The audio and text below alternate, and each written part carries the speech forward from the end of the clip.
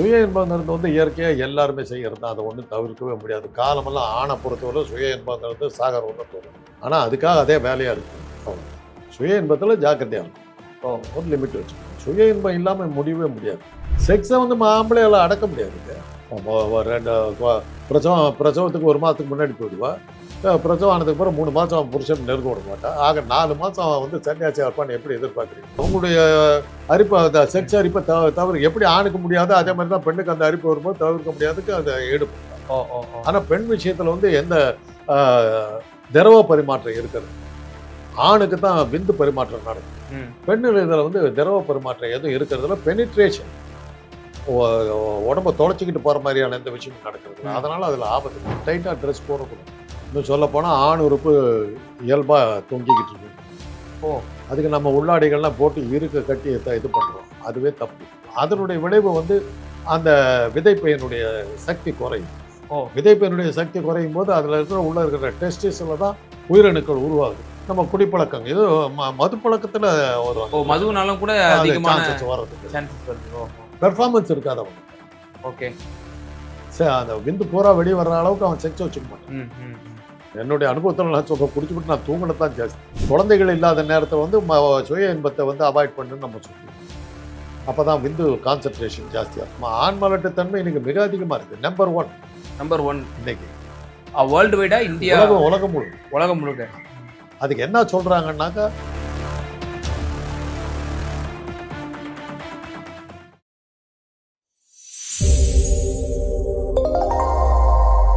Sir வணக்கம். இப்போ இருக்கக்கூடிய இளம் தலைமுறையினர் வந்து அதிகமாக அடிக்ஷன் ஆகுறாங்க பான்ல, இந்த மாதிரியான விவகாரங்கள்ல. குறிப்பா மாஸ்டர்பேஷன் பண்ணக்கூடிய பழக்கங்கள் அவங்களுக்கு இருக்கு. இது மாஸ்டர்பேஷன். சரி. ஸோ இதனால வந்து மருத்துவ ரீதியில அவர்களுக்கு ஏதேனும் நோய்கள் ஏற்படுவதற்கோ உடல் ரீதியான பாதிப்புகள் ஏற்படுவதற்கோ வாய்ப்புகள் இருக்கா சார்? சுய இன்பத்தை பற்றி கேட்குறீங்களா? சுய இன்பங்கிறது வந்து இயற்கையாக எல்லாருமே செய்கிறது தான். அதை ஒன்றும் தவிர்க்கவே முடியாது. காலமெல்லாம் ஆணை பொறுத்தவரை சுய இன்பங்கிறது சாகர ஒன்று தோணும். அது ஆனால் அதுக்காக அதே வேலையாக இருக்கக்கூடாது. அவ்வளோதான்.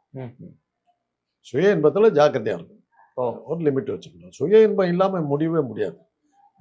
கல்யாணம் ஆனதுக்கு பிறகு மனைவி வந்து பிரசவத்துக்கு போகிறான்.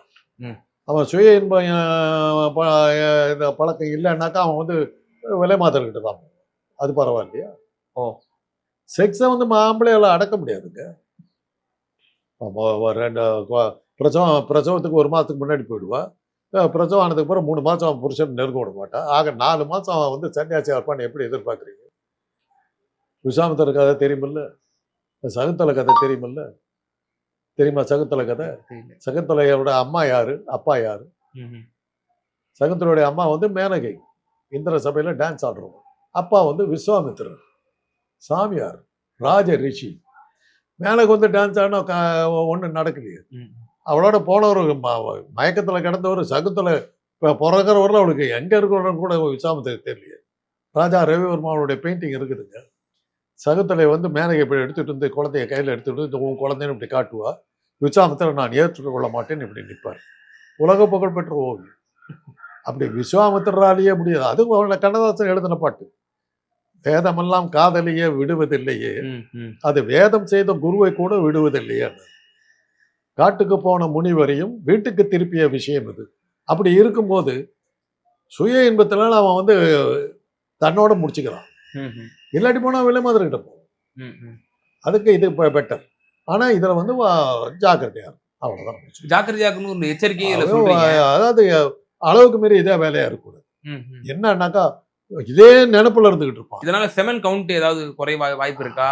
அல்லது மருத்துவ ரீதியில என்ன பாதிப்புகள்? அது மருத்துவ ரீதியா அது மாதிரி எதுவும் பாதிப்புகள் இருக்காதுல்ல? இல்ல அந்த மாதிரி பாதிப்பு இல்ல. அந்த மாதிரி கேசஸ் நீங்க பார்த்து நான் மிக அதிகமான டீட்டெயில் சொன்னேன்னா இது ஒரு பழக்கமா மாத்திட்டு போயிடுவாங்க. அதனாலதான் சொல்லுவேன். பாதிப்புகள் பெருசா கிடையாது. அவ்வளவுதான். ஆனா வந்து குழந்தைகள் இல்லாத நேரத்தில் வந்து சுய இன்பத்தை வந்து அவாய்ட் பண்ணுன்னு நம்ம சொல்லுவோம். அப்பதான் விந்து கான்சன்ட்ரேஷன் ஜாஸ்தியா இருக்கும். அதெல்லாம் சொல்லுவோம். அதெல்லாம் இருக்கு. சுய இன்பங்கிறது வந்து தவிர்க்க முடியாத ஒரு விஷயம். அதுக்கு சாகரவரில் ஆணை பொறுத்தவரையிலும் சாகரவரில் அது உண்டு. இப்போ இதனால வந்து இப்போ இது அதிகமாக காரணத்தினால இந்த இதையே வாடிக்கையா வச்சிருக்கிறதுனால குழந்தை பாக்கியங்கள் வந்து கிடைக்க மாட்டேங்குது. சில பேருக்கு அது நடக்கும். விந்தனுடைய இது கவுண்ட் குறைச்சலா இருக்கும். ஆனா ஒண்ணு வச்சுக்கோங்க, ஒரே ஒரு உயிரணு இருந்தா கூட குழந்தை பெற்றலாம். ஓ ஒரே ஒரு உயிரணு போதும். அது லட்சக்கணக்கில் அது தேவை. ஆரம்ப காலத்துல வந்து 1,75,000 உயிரணுக்கள் இருக்கணும் ஒரு சொட்டு விந்துல. இதுல. அதுல குறைச்சலா இருந்ததுனாக்கா குழந்தை பிறக்காதுங்கிறது ஒரு காலத்துல இருந்து. இன்னைக்கு அப்படி இல்லை. 1,75,000 உயிரணுக்கள் இருந்தாலும் எல்லாம் போய் அந்த முட்டையை உடைக்கும். கருமுட்டையை ஓவம் இருக்குது, பெண்ணுடைய இது இது சினை முட்டை. சரி முட்டை. அந்த முட்டை ஓடு வந்து திக்கா இருக்கும். இத்தனையும் போய் அடிக்கும். ஓ. அடிச்சு அந்த ஓட்டை உடைக்கும். Okay. உடைச்சிட்டு ஒரே ஒரு உயிரணு தான் உள்ள போகுது. ஓ. அதுதான் குழந்தையா மாறும். ஓகே. இன்னைக்கு அதுக்கு டெக்னிக் வந்துருச்சு. அந்த கருமுட்டையை எடுத்து ஒரே ஒரு ஓவத்தை இன்ஜெக்ட் பண்ணி கருவா உருவாக்கி உள்ள வச்சிடறாங்க. இன்னைக்கு அந்த டெக்னிக்லாம் வந்துருச்சு. ஓ. அதனால கவுண்ட் எவ்வளவு இருக்கணுங்கிற அவசியம் எல்லாம் இன்னைக்கு தேவை. அதெல்லாம் எங்க காலத்துல இருந்து இன்னைக்கு அதெல்லாம் இல்லை. இப்ப பெண்களும் இந்த செயல்களில் ஈடுபடுறத பார்க்க முடியுது.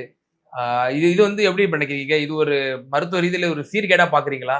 சீர்கேடுன்னு சொல்றது மன இது அவங்களுடைய அரிப்பு, செக்ஸ் அரிப்பை தவிர எப்படி ஆணுக்கு முடியாது அதே மாதிரி தான் பெண்ணுக்கு அந்த அரிப்பு வரும்போது தவிர்க்க முடியாதுக்கு அதை ஈடுபடுறாங்க.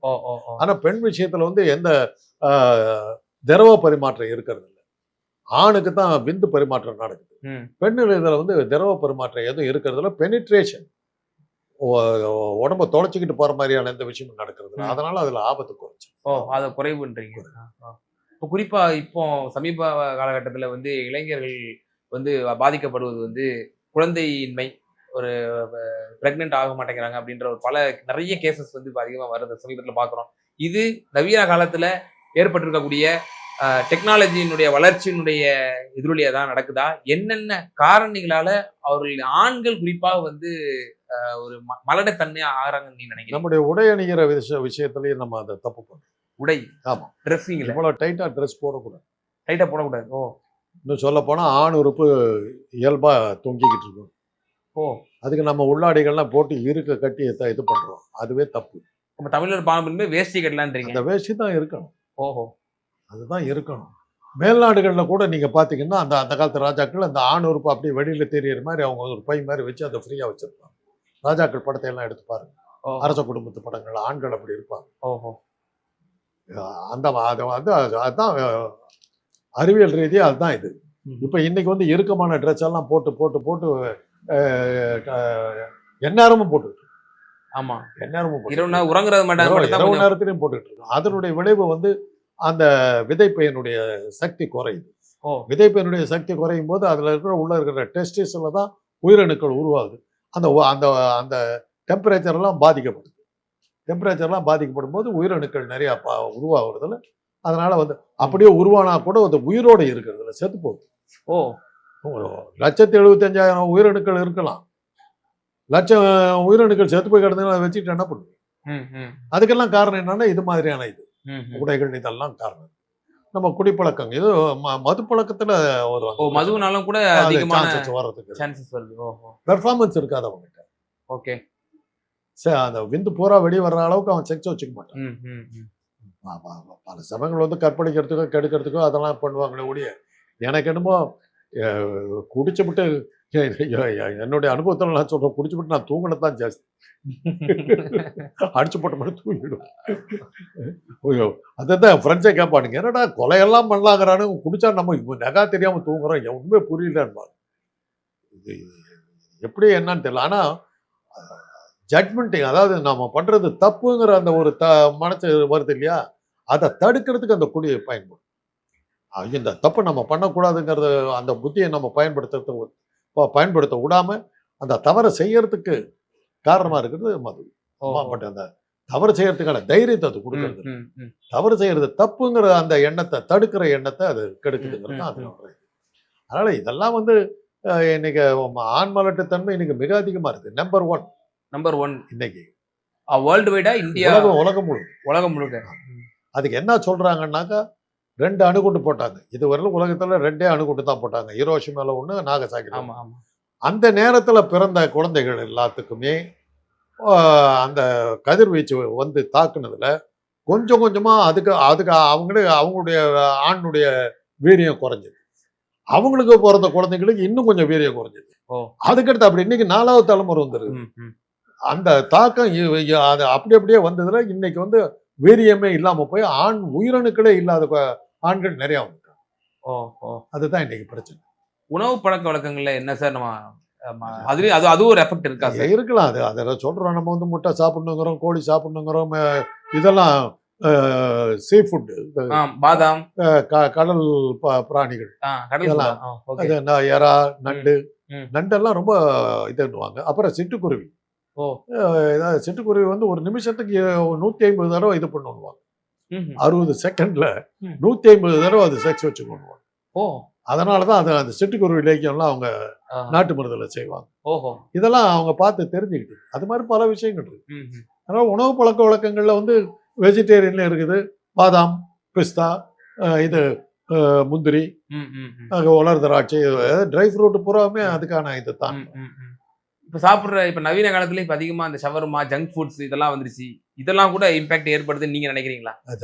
ஜங்க் ஃபுட்டெல்லாம் வர்றதா இருந்தாக்கா எல்லாம் அதை விட மோசமான உணவுகளை தான் நாம சாப்பிடணும். ம். வெறும் இட்லி சாம்பார்லேயும் 150 கோடி பேரை வைக்க முடியுதுன்னாக்கா ஜங்க் ஃபுட்டில் அவன் சீஸ் போட்டிருக்கான், வெங்காயம் போட்டிருக்கிறான், எல்லா இதுவுமே காய்கறியும் போட்டு தானே ஜங்க் ஃபுட் செய்கிறான். ஆமா. அதில் இல்லாத என்ன இருக்குது?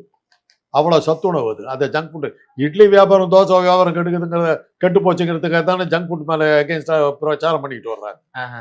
வேற என்ன காரணம்? சொல்ல போனாக்கா நம்ம ஊத்தப்பம் தான், வெங்காய ஊத்தப்பம் தான் இது பீட்சா. ம், ம், ம். வெங்காய ஊத்தப்பம் ஓகேனாக்கா பீட்சா சாப்பிடுறதுல என்ன தப்பு? நீ செஞ்சா ரைட், அதான் வடிவழகத்து தான். ம், ம். உனக்கு வந்தா ரத்தம், எனக்கு வந்தா தக்காளி சட்னி சட்னி. அப்படின்னு. இப்ப அதே போல சார் இப்போ மொபைல் போன் தான் இது வந்து மிகப்பெரிய ஒரு ஆபத்தான ஒரு விவகாரம். வந்து பாக்கெட்ல வைக்கிறதா இருக்கட்டும், இதை வந்து அதிகமா யூஸ் பண்றதா இருக்கட்டும், இதனுடைய கதிர்வீச்சு வந்து முக்கியமா ஆணுடைய ஆண்மையை வந்து பாதிக்குது அப்படி அப்படின்றாங்க. இருந்தாக்கா இன்னைக்கு நிறைய வந்துருக்கு. அது இல்லன்றீங்களா? அந்த கதிர்வீச்சு இருக்குது. கதிர்வீச்சு வந்து இந்த ரேடியேஷன் ஓரளவு கெடுக்குங்கிறது உண்மை. ஆ. மெயின் கதிர்வீச்சு வந்து நான் அந்த டவர் ஓ வைக்கிறேன். டவர். ஓகே. டவர்ல வர்ற கதிர்வீச்சு. அதனாலதான் இன்னைக்கு குருவியினம் அழிஞ்சிருச்சு. ஓ ஆமா, ஆமா. குருவியினம் இன்னைக்கு இல்லவே இல்லையா? நிறைய மைனாக்கள்லாம் போயிடுச்சு. ம், ம். பல பறவைகள்லாம் போயிடுச்சு. அதை வச்சு தானே ஒரு படமே எடுத்து விட்டாங்க. ஆமா, ஆமா, ஆமா. ரஜினி நடிச்ச படம். ரஜினிகாந்த் படிச்சேன். ஆமா. அது பறவைகளை குருவி இன்னைக்கு இல்லையே, காணும். ம், ம், ம். அது சில ஊர்கள்ல எல்லாம் வந்து குருவியை பாதுகாக்கிறதுக்கு ம். முயற்சிகள்லாம் எடுத்துக்கிட்டு. இப்போ காலப்போக்குல பார்க்குறோம் 5G இல்ல இப்ப 6Gயே வந்துருச்சு. இன்னும் அதனுடைய தொழில் சாதன வளர்ச்சி வந்து எங்கேயோ போய்கிட்டு இருக்கு. அதனுடைய இதெல்லாம் நீச்சலா வந்து மனித இனத்தினுடைய அழிவுக்கு தான் போய் இன்னும் அதுல சேர்ந்து போக போக போக மனித இனமே இல்லாம போயிடும். இந்த அறிவியலை நீங்க ஒரு இடத்துல நிறுத்தலைன்னா நீங்க உங்களுக்கு தான் நீங்களே குழி வெட்டிக்கிறீங்க, அவ்வளவுதான் சொல்லுவேன். எங்களை பொறுத்தவரை நாங்க வயசாகி போச்சு செத்து போயிட போறோம். நீங்க எல்லாம் என்ன பண்ண போறீங்கன்னு தெரியும். உங்க இதே எடுத்துக்கங்க. இந்த லைட்டை வந்து கரண்டே இல்லாம போட்டு விடுவோம். ஆமா, ஆமா. ஒரு கேமரா வச்சுக்கிட்டு ஒரு ஸ்டுடியோ இருக்கணும் டிவி நடத்துறதுக்கு. இன்னைக்கு ஸ்டுடியோ இல்லை, ரொம்ப வெட்ட வெளியில உட்காந்துட்டு எடுத்து சேனல்ல விட்டு ஆட்டிக்கிட்டு இருக்கு. ஆமா. அப்புறம் இந்த அறிவியல் துறை எங்க கொண்டு போய் மூட போகுதுன்னு யாருக்கு தெரியும்? ம், ம். ஒரு காலத்துல போன் வேணும்னா எவ்வளவு பெரிய விஷயம். ம். போன் கிடைச்சிருச்சுனாக்கா எனக்கு போன் வந்துருச்சு, கனெக்ஷன் வந்துருச்சு.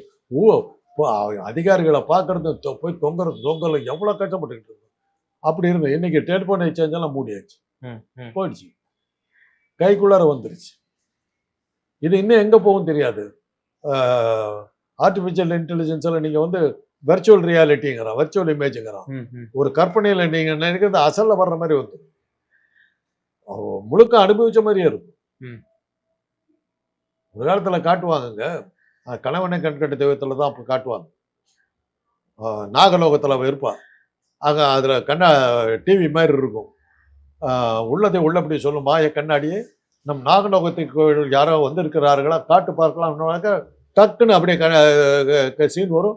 ஜெமினி கணேசன் பாட்டு பாடிக்கிட்டு உள்ள வந்துகிட்டு இருப்பாரு. அன்னைக்கு சினிமாவில் பார்த்து ஆச்சரியப்பட்டு நான் இன்னைக்கு செல்போன்ல போட்டாக்கா அமெரிக்காவில் இருக்கிற நம்ம பசங்க வந்து சமையல் ரூமில் உட்காந்துட்டு அங்கிருந்து பேசுறாங்க காட்டிக்கிட்டு. உள்ளதை உள்ளபடி சொன்ன மாய கண்ணாடி பாக்கெட்ல இருக்கு. அன்னைக்கு சினிமாவில் பார்த்து ஆச்சரியப்படு. இது எந்த இடத்துக்கு கொண்டு போய் விட போகுதுன்னு தெரியாது. இப்ப ஏஐ தொழில்நுட்பம் வந்துருச்சு. உங்களுடைய டாக்டர் தொழில கூட இப்ப அதிகமா வேலை வந்து அது வந்து மிச்சப்படுத்துது அப்படின்னு சொல்றாங்க. அமெரிக்காவில் இருக்கிற டாக்டர் வந்து அமெரிக்காவில் போய் பார்க்க வேண்டிய அவசியம் இல்லை. என் பேஷண்ட்டுடைய ரிப்போர்ட்டை பூரா நான் வந்து கம்ப்யூட்டர் அனுப்பிச்சிடுறேன், டெலிமெடிசன். அவர் பார்த்துடுறாரு. பார்த்துட்ட உடனே சரி இதெல்லாம் பண்ணுன்னு சொல்லி எனக்கு இன்ஸ்ட்ரக்ஷன் கொடுக்குறாரு. இன்ஸ்ட்ரக்ஷன் கொடுக்கும்போது அவர் வந்து நான் இங்கிருந்தே டெலிமெடிசன்ல அவருக்கு அங்கே கம்யூனிகேட் பண்றேன். அவர் டிவி மானிட்டர்ல பார்க்குறாரு. பார்த்துட்டு அவர் இதெல்லாம் இந்த ஆப்ரேஷன் பண்றோம்னாக்கா அந்த பேஷண்ட்டை படுக்க வச்சுட்டு அப்படியே காட்டுறோம், கேமரா வச்சிடறோம். பார்த்துட்டு இந்த இடத்துல கோடு போடு, இந்த இடத்துல அறுத்து, இந்த இதை எடுத்துரு, இப்போ இது இந்த இடத்துல கட் பண்ணு, சரியா கட் பண்ணல பார்த்துக்கோ, அங்க இன்ஸ்ட்ரக்ஷன் கொடுக்குறாரு. அவர் கொடுக்க நான் செய்யறேன். ஆஹோ. அமெரிக்காவுக்கு போக வேண்டியது இல்லை, டெலிமெடிசன் எல்லாம் வந்துருச்சு இன்னைக்கு. இது மாதிரியா போயிட்டு இருந்ததுன்னா இப்போ என்னாச்சு, நீங்க வீட்டுக்குள்ளார உட்காந்துக்கிட்டு நீங்க ஆன்லைன்ல எல்லா வேலையும் பார்த்துக்கிட்டு இருக்கீங்க. கடைக்கு போக வேண்டிய அவசியம் இல்லை. கடைகள்லாம் மூடப்பட்டுருச்சு, ஆமா. ஹோட்டலெல்லாம் மூடப்பட்டுக்கிட்டு இருக்குது. என்ன தொழில் செய்ய போறீங்க? ஒரு காலத்துல என்ன சொல்லுவாங்க, எந்த வேலையும் கிடைக்கலன்னா பட்டணத்துக்கு போய் ஒரு டீ கடை வச்சு பொழைச்சிக்கலான்னு. டீ கடையெல்லாம் போக போகுது. இப்ப டெலிவரி பண்றாங்க வந்து. ஆமா. எல்லாம் இல்லாம போக போகுது. ஆமா. அவ்வளவுதான். இது மனிதன் தன்னை இப்படிதாங்க டைனோசர்ஸ் ஏதோ பண்ணி தான் அழிச்சுக்கிச்சு. ஓகே. இப்ப நம்ம அதை நோக்கி போயிட்டு இருக்கோம், வேகமா போயிட்டு இருக்கோம். இறுதியான ஒரே கேள்வி சார், நீங்க அந்த ஸ்பெஷலிஸ்டா இருக்கீங்க, அந்த டாக்டரா, உங்க கிட்ட வந்து நிறைய பேஷண்ட்ஸ் வருவாங்க இந்த மாதிரி ஆண்மை குறைபாட்டின் காரணமாக. அவங்களுக்கு நீங்க எந்த மாதிரி கன்சல்டேஷன்ஸ் கொடுப்பீங்க? இது மாதிரி சிமெண்டோட கவுண்ட் இன்க்ரீஸ் பண்றதுக்கு? இல்ல அதெல்லாம் அது வந்து தனியாக தான் பேசணும். அது நிறைய மருந்துகள்லாம் இருக்குது, அதை நம்ம கொடுக்குறோம், எல்லாம் பண்றோம். நிறைய ட்ரீட்மெண்ட், நிறைய செக்அப் எல்லாம் பண்ணணும். செக்அப்ஸ் இருக்கு, as well as அவங்களுடைய ஹாபிட்ஸும் மாத்திக்கிற மாதிரி. அது என்ன, அது வந்து தனியா கவுன்சிலிங் கொடுத்து அது கொஞ்சம் கொஞ்சமா தான் சரி பண்ணும். அதுக்கு ஒரு தனி ப்ராசஸே இருக்குன்றீங்க, லாங் டர்ம் ப்ராசஸ்ன்றீங்களா? ஓகே. நிறைய பேசணும், நிறைய இது பண்ணணும். ஓகே. நிறைய இன்னும் ஏமாத்து வேலை நிறைய பண்ணணும். அது நிறைய ஏமாத்து. அப்பதான் அவங்களுக்கு கான்ஃபிடன்ஸே வரும். அதெல்லாம் நிறைய இருக்கு. நிச்சயமா சார். இந்த மருத்துவ ரீதியிலான உங்களுடைய அனுபவத்தை வந்து எங்க நேயர்களுக்கு நம்ம தெளிவா பகிர்ந்தீங்க. ரொம்ப நன்றி சார்.